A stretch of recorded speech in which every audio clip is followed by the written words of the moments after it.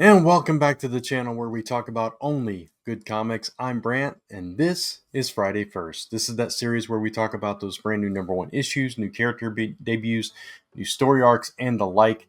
And this is for books that are coming out on December 11th, 2024.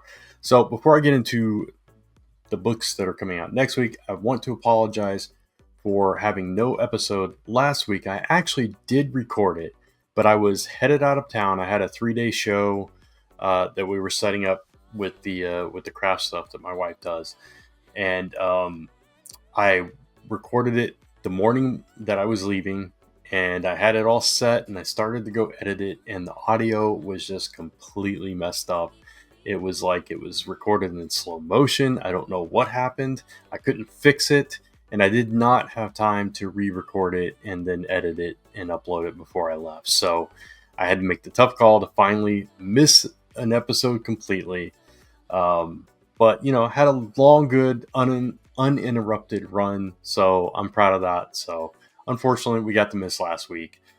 There was a lot of books that I had attempted to cover last week. I think I had, let's see, I had 20 books plus the usual 8 other anticipated. I had no recaps because I hadn't read any books yet, but I had 20 books to talk about.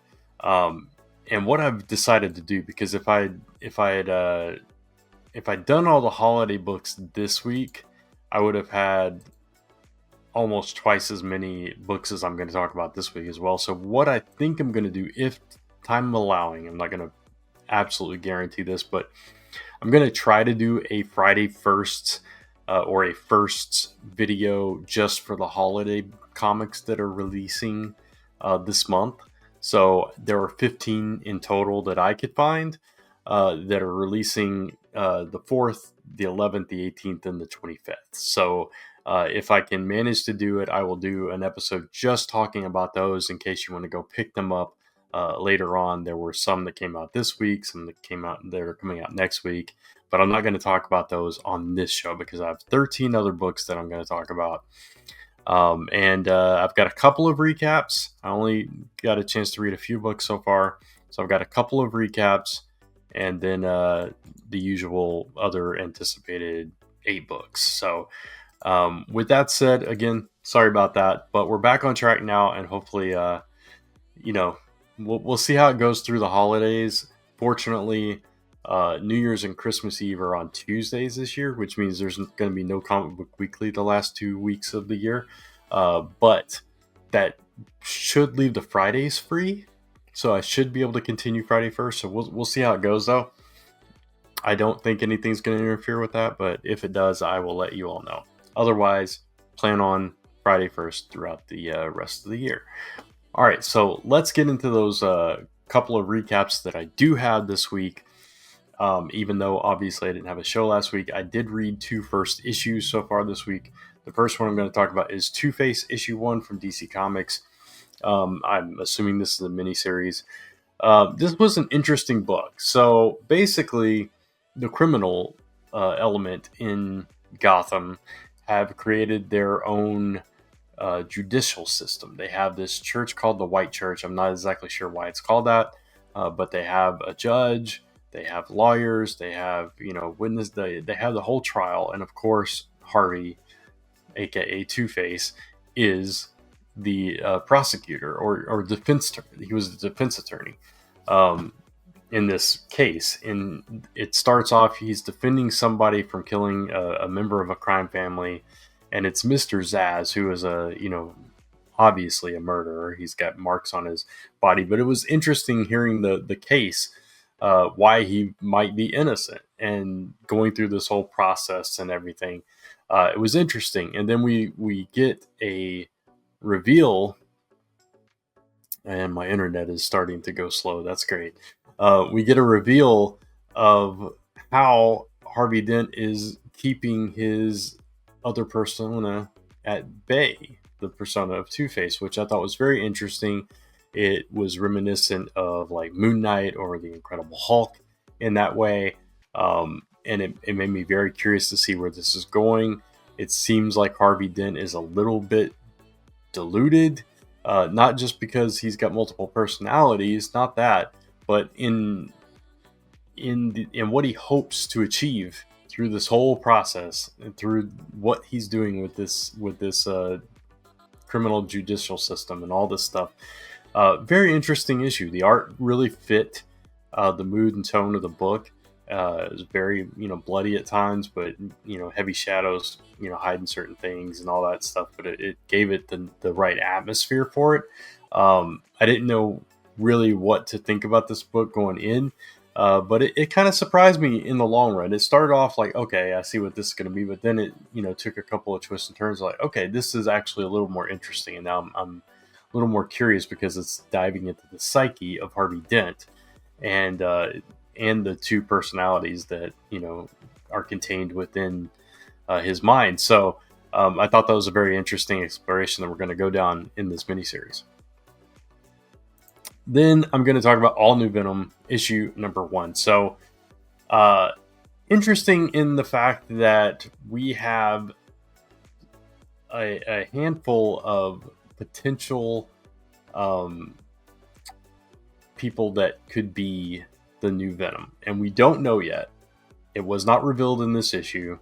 I don't know if there were hints at it from before, but we do have 4 suspects by the end of this issue that were all absent from this courtroom. It's funny, both the books I read were court cases, but absent from this courtroom while Venom was in it. And these are 4 high-profile people that have been various things, or well, most of them have. And I don't want to give it away because it is interesting. It kind of gives a few of them away right away.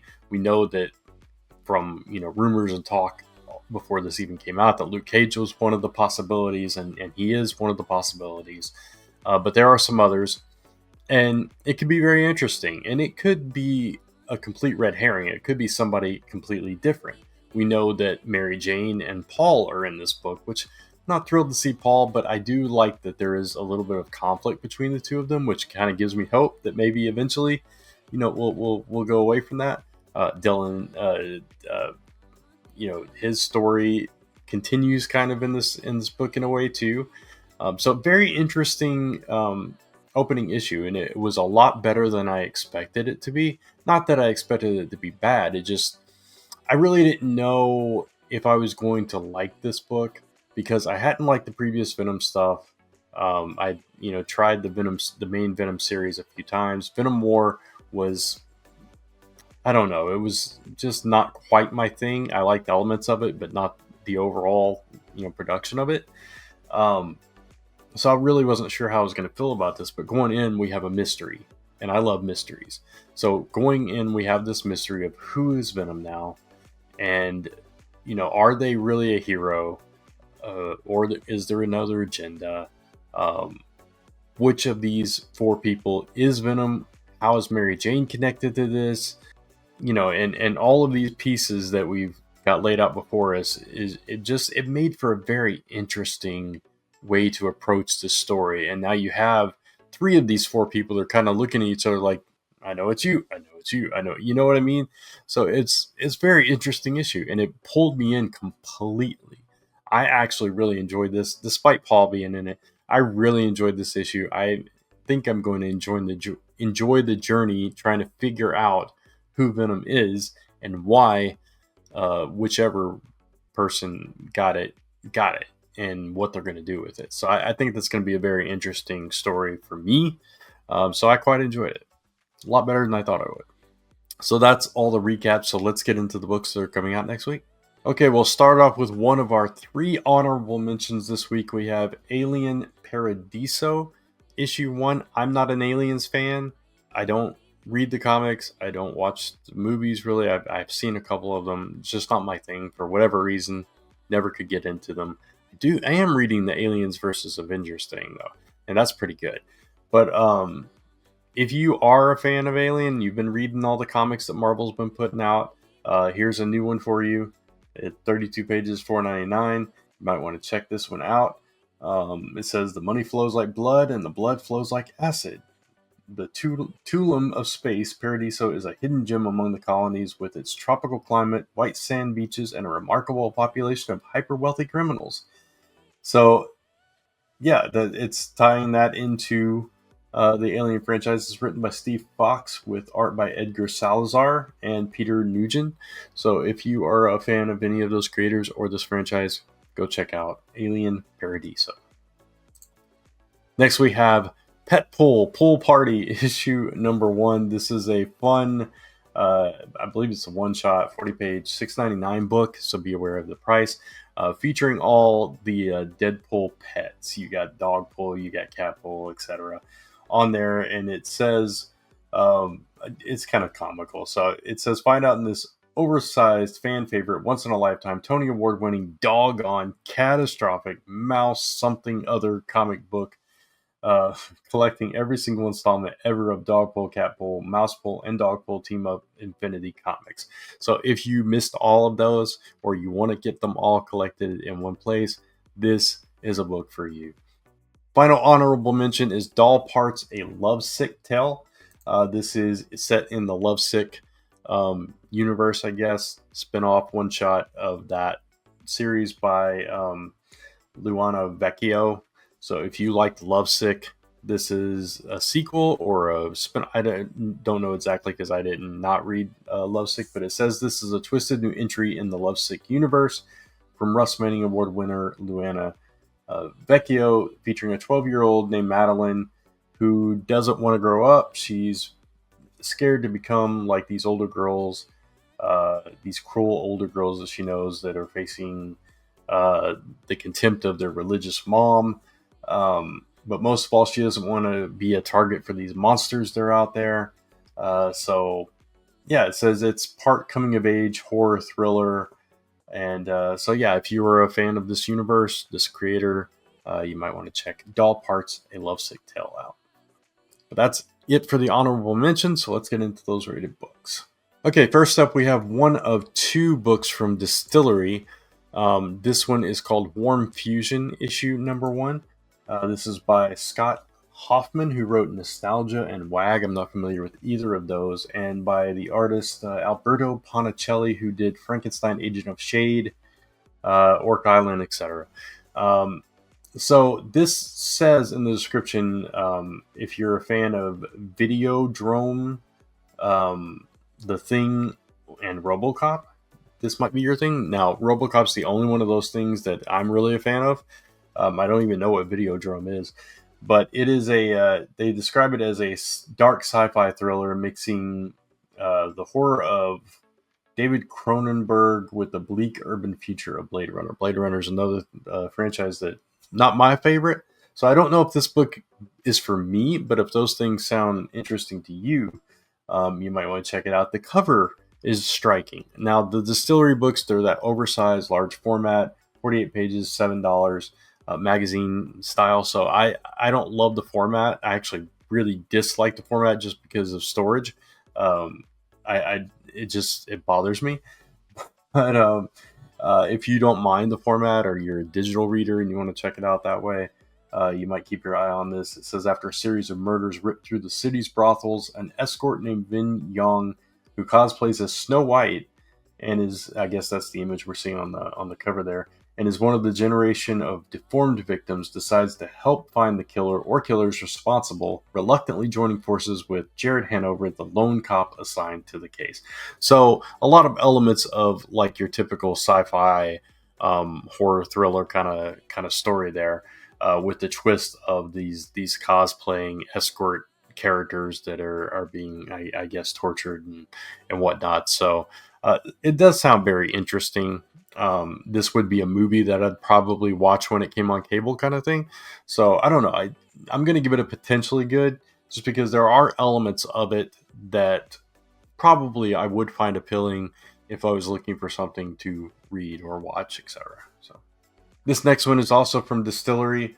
The City Beneath Her Feet, issue 1. This is written by James Tynion and with art by Elsa. I'm going to butcher this. Chartier Cartier. I don't know. I apologize. Colors by Jordi Beller. So this calls it a bloody love letter to New York City. It is an action thriller, and the interesting thing about this, though, it says it's for fans of Strangers in Paradise, Kill Bill, and Mr. and Mrs. Smith. I'm a fan of all of those things, and I'm also a fan of James Tynion's writing. So this one is more up my alley, and something that I'm would be more tempted to check out. Again, it's that oversized magazine size, $7 book and format. So that's a little bit of a turnoff, but I might check this out digitally at some point. It says Jasper Jane was the girl of Zara's dreams, but their brief relationship came and went in such an intense blaze that Zara was left thinking Jasper was just that, a dream. Years later, she's thrust back into Jasper's world. Somehow listed him as her emergency contact, and now she's piecing together this mystery of his life, while being hunted by assassins who apparently Jasper was one of. So it looks like basically she knows this guy from her past, kind of lost touch, whatever. Somehow he comes back into her life, and now she's got to figure out why in the world people are chasing her and what her involvement's in all of this. So that sounds kind of interesting. That is a movie that I would definitely watch. So it's probably a comic I would read. Maybe, again, I'll pick it up digitally at some point. So anyway, for this one, though, I am going to give it a promisingly good, because, again, a lot of the elements are elements that I enjoy, and then, again, the writer involved with this as well. Next up, we have a new one from Boom Studios called In Bloom #1. This one is for fans of The Last of Us and various stories like that. It is the same kind of story. Obviously, they're going to have their own unique spin on it, but it is centered around a fungus. Let's see exactly what they call it. Yeah, an invasive bacteria, fungal, and viral agent that infect humanity. When it happens, they're changed forever, transformed by the symbiotic fungal megasystems that infect their bodies. So their personalities change, their intelligence is not their own, obviously the world changes around them, and now this agent named Spears is investigating all these murders and this chain of violence that they're trying to figure out the fate of the world, basically. So I don't know if I personally need another one of these kind of stories, but obviously every writer has a different perspective on it. It could be very interesting. Boom puts out a lot of great titles, and obviously they saw something in it. It says 43% of the cells within a human body belong to something other than the human host. So anyway, it's kind of diving into the science side of it. So I don't know where that's going to head, but it does give me Resident Evil / Last of Us, etc. vibes. This is written by Michael Conrad, who did a stint on Wonder Woman, Bizarre Adventures, and the artist behind the Infernals. So if you like any of those, you might check this out. I don't know. This, I'll probably check out the first issue, but beyond that, I'm not. We'll see how it goes. If the unique take on it is unique enough, interesting enough, we'll see. But I'm gonna give it a potentially good. The cover art looks really good too, so we'll see.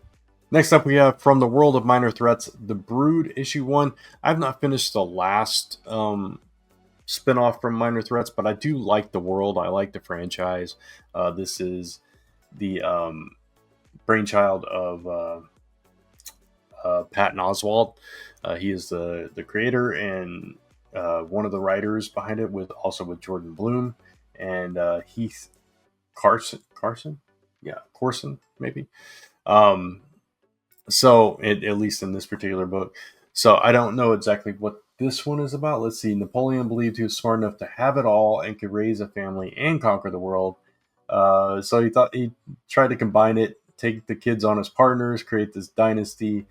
But it all, went haywire, did not go according to plan. and now everything is kind of in a mess. It's calls it a coming of age story uh, that wrestles with concussions and repercussions of getting raised by a once in a generation criminal mind. So it's an interesting world that Patton Oswalt has built here. So we start off with like this Batman type character whose sidekick gets murdered in the main series, and then he goes on a rampage, and everybody's, the heroes can't be trusted, the criminals are rising up, and then you have this other spinoff that kind of takes place after that with the focusing on the criminals again, and now you're focusing on this criminal. So it's more a story of a superhero world from the criminal's perspective. That's what Minor Threats is kind of all about. It's very interesting take on the genre, and I've enjoyed what I've read. So um, I have no reason to doubt that this one will be equally entertaining. But you have to, be invested in this world. You have to like this world. So, but at the same time, this kind of spinoff and like they did it like a one shot spinoff as well. They're self contained, but again, if you read everything, you get the larger picture. But I'm giving this one a potentially good, and we'll see what it has to offer. All right, now we're getting into the big two stuff. We have Batman Dark Patterns issue 1. You've probably seen previews of this series in this week's comics. This is written by Dan Watters with art by Hayden Sherman. Dan Watters, I know I've read like a few things from Dan Watters recently, and I cannot think of what they are off the top of my head. I'm going to try to look that up real quick. But anyway, this is again in the preview that we've seen in the books recently. It hasn't really completely grabbed me. Dan Watters wrote the Destro miniseries. That's one of the most recent things that I've read, and I really did like the Destro series. Not quite as good as Duke and Cobra Commander, but I did enjoy it. Also wrote some Nightwing, Detective Comics, the Six Fingers from Image, Creature from the Black Lagoon. That's another one. Homesick Pilots is another one that I enjoyed. So solid track record, solid writer behind this. The art is what I'm a little iffy on, personally speaking. But anyway, the story about this is obviously happening in the early years of Batman's career.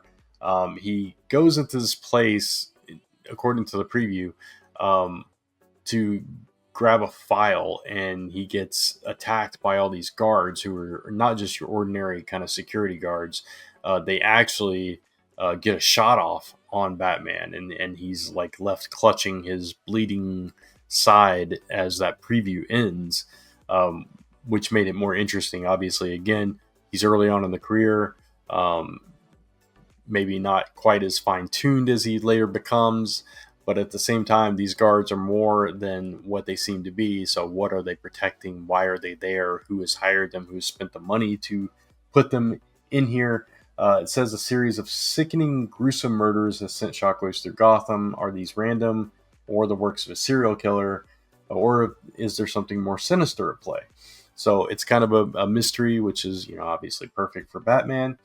But it also says this is him stripped down at his core, relying on his wits and his skills and little else as he tackles these mysteries. So it seems like again, like it says there, a stripped down version of Batman without a lot of the gadgets and a lot of the, tools and vehicles and all that kind of stuff that he used, and just kind of, leaning on his detective skills. So if that's the kind of Batman story that you are a fan of, you might want to check this one out. I'm going to check it out. I'm going to at least check out the first issue, but I'm going to give it a possibly good just because of my reservations, my personal reservations over it. Then we have Your Friendly Neighborhood Spider-Man issue number 1. This is the prequel to the upcoming animated series, where we find, Peter is still trying to figure out his place in the world and his journey as Spider-Man. And in this comic, we see the very first steps that he takes as he, discovers the powers that he's gained, decides to become a hero. So your typical origin story, but told in the voice of what this animated series is going to be. So this is going to give you a good feel for what you can expect in the animated series. Um, he's, his freshman year, he's becoming a vigilante, all this stuff. But it says you're in for a surprise, so they're gonna take some liberties here. It's Christos Gage writing it, veteran writer. Eric Gapster is the artist behind it. I'm not familiar. The cover art here is Leonardo Romero, which is pretty cool. It's a pretty cool look on him. I like the mask with the typical, old school, kind of school get up there. So yeah, if you're excited about the animated series and you're kind of invested in that and you wanted to kind of uh, I don't know, get a appetizer for that. This is one to check out. I'm curious about it. I'm at least gonna flip through it, see what it's all about. It's Spider-Man, you know me, but I'm gonna give it a potentially good, just based on what we see here. Next, we have the Infinity Watch issue number 1. This is spinning out of that whole Infinity Stone crossover through the annuals and everything. At first, I thought it was just like collecting these, but I don't think that's what this is. I think this is a new miniseries featuring all these characters, that the bearers. It says there are 7 most powerful people in the universe, each wielding one of the embodiments of the Infinity Stones, right? So half of them are villains, the other half are they're heroes, but not Hall of Fame heroes. So what does this mean for the Marvel Universe? Star is at the center of this. She wants to call it the Star Universe. Colleen Wing and Phil Coulson are going to try to tilt the balance towards the good side of it. So that's kind of what the series is going to be about. It's Colleen Wing and Phil Coulson, who is now Death, trying to sway the bearers to work for the side of good in this series. So if you liked that crossover, I liked parts of it. I like some of the issues, but not all. But I do kind of like the concept that they're going with, that these people aren't just, holding the gem or whatever. They actually are the Infinity Stones. I like that concept quite a bit. And I like the Star character. So yeah, Derek Landy is writing this with art by Ruari Coleman. So yeah, I'll check it out for sure.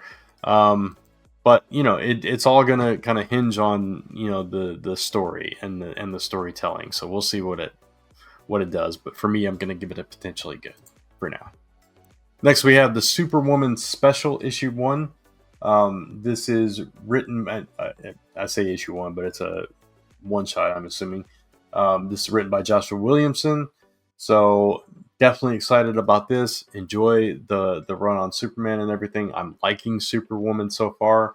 But we finally are getting the story that we are not told in Superman. We are getting the story here on how Lois Lane got these powers, how she became Superwoman, and what it means for her alongside the rest of the Super family and all of this stuff. So how long is she going to have these powers? And who's trying to get these powers from her? We got guest stars in this book. We got the Atom, Mr. Terrific, Supergirl, and Silver Banshee in this. So I'm excited about this because this is one of the questions we've been wondering since this arc started and DC All In started and everything. So, and I love Joshua Williamson's writing overall. So I'm looking forward to this one. And because of that, I'm giving this one a positively good. It's the only one this week that is getting this rating. This is my highest rating. It means there's no doubt in my mind this is going to be a good read. Another one I'm looking forward to is Laura Kinney Wolverine, the subject of the thumbnail for this video. She's finally back in her own series. Even if it is a mini, I don't remember if it's mini or ongoing, but even if it ends up being a mini series, who cares? Because Laura Kinney is back in her own book where she belongs. And this is written by Erica Schultz, who handles her character pretty well. So I'm excited to see what she's going to do with the character longer term. So this is obviously X23. If you know her from that, if you're a fan of All New Wolverine, if you're a fan of her from other books, whatever. And if you're a fan of Erica Schultz's writing from Hallows Eve, from X-23 Deadly Regenesis, she wrote that as well.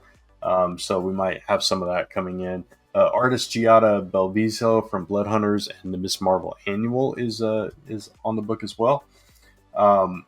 This is her Wolverine's first mission abroad in the From the Ashes era.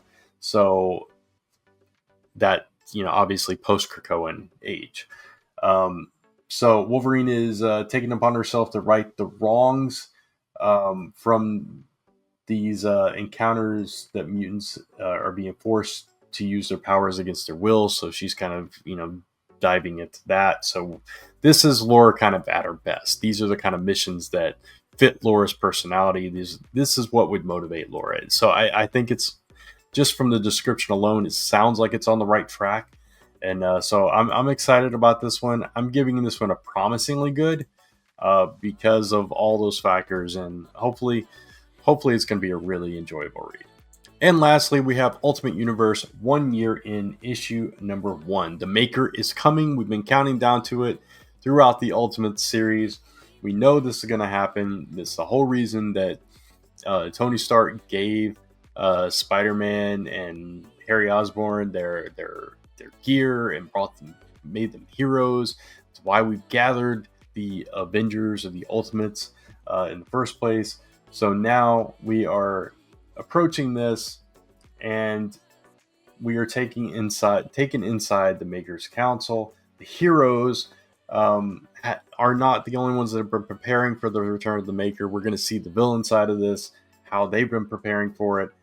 This is a one-shot that sets the stage for the second year of the Ultimate Universe and the entire line, and the debut of Ultimate Universe characters. So if you've seen the spoiler cover, we've talked about it on shows. It's kind of been out there for weeks, so I am going to spoil it in case you haven't seen it. There is a spoiler cover. I'll bring it up, actually.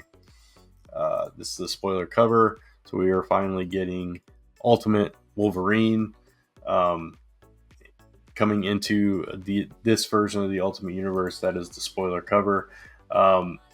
So yeah, it's exciting. I haven't enjoyed all of the Ultimate books, but I am really enjoying Ultimate Spider-Man, and because of recent events, the Ultimates. I wish I had been able to read issue 7 before recording this, so I could talk about that here too, because issue 6 was just phenomenal, and we started a brand new arc with issue number 7. But still, I'm excited about those 2 books in particular and what can come from this one shot. So I am giving this one a promisingly good, and I'm hoping that it gets me excited for what's to come in the new year for the Ultimate Universe. Okay, that's all the first issue, so let's briefly talk about a few other books that I am looking forward to. Black Lightning issue number 2. I know issue 1, if you weren't a fan of like the show or the character in the family dynamic, you might not have been into it, but I was, and I really liked that first issue, and I'm really curious to see where it goes forward with issue 2. Batman and Robin issue number 16.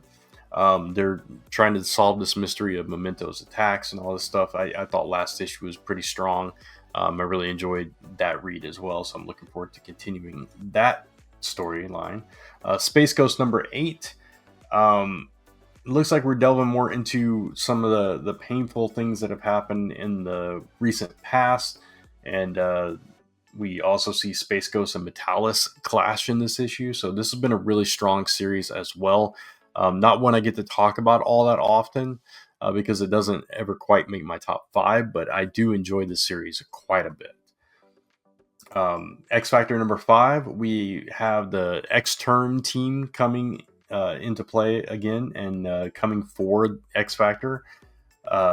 Mutant human relations are on the brink, and X Factor is going to have to choose a side, and somebody's going to die apparently. So that's going to be very I don't know, it's going to be interesting to see which character doesn't make it.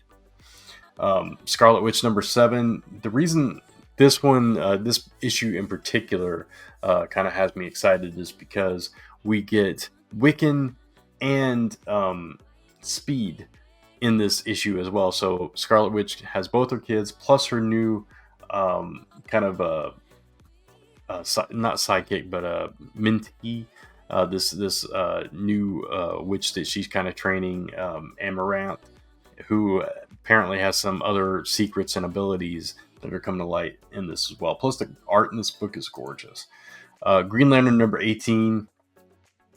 Really hoping it kind of gets back down to just like a boiled down story about Hal and Carol and stuff going forward. But right now we're kind of ramping up to the Green Lantern Corps series, so we're exploring all these other lanterns. In this one, Kyle is uncovering the secret of the Source Lantern, and Veron is coming into a power of his own and everything. It's just a lot's happening, but it's really good stuff and it's a good read.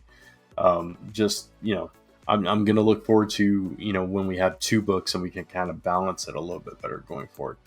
Uncanny X-Men number 7. We're here. We finally got to the raid on Grey Malkin. This is the crossover starting between X-Men and Uncanny X-Men. They're going after the kids that have been taken, the other mutants that have been taken. Team leaders Rogue and Cyclops are at war over the legacy of Charles Xavier. So this book has been really strong. It's been, for me, the best X book in the Fall of Ashes era so far. And I can't wait to see, what happens when they, raid Grey Malkin. And then finally, Transformers number 15, no brainer for me. Soundwave is trying to finish this war with the Autobots, and all of Earth is in the crosshairs. So we have Wheeljack and Optimus Prime searching for answers to this mystery that will change everything they do about everything, it seems. So really excited about everything in the Energon universe as a whole, but Transformers has been a really solid series, so I can't wait to read more of that.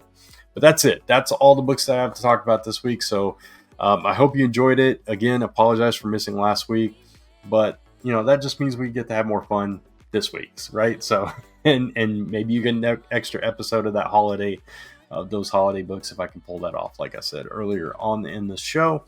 If not, you can just check me out over on Comic Book Weekly on Tuesday nights as we talk about our top 5. I'll talk about more comics and my thoughts on the books that came out this week over there, and of course come back here for more of this. But if you like this episode, please give it a thumbs up. It really does help. And again, if you don't want to miss future episodes of this show, hit that subscribe and notification bell so you don't miss any of those episodes or any of the other content that I put up on the show. I'm a little behind in shorts right now, but I plan to get back on track with that as well. Of course, you can follow me across social media for any other updates at Only Good Comics, or type in onlygoodcomics.com to take you right back to this YouTube channel where we talk about only good comics. Until next time, thanks for watching. Take care, keep reading those comics, and I'll see you soon.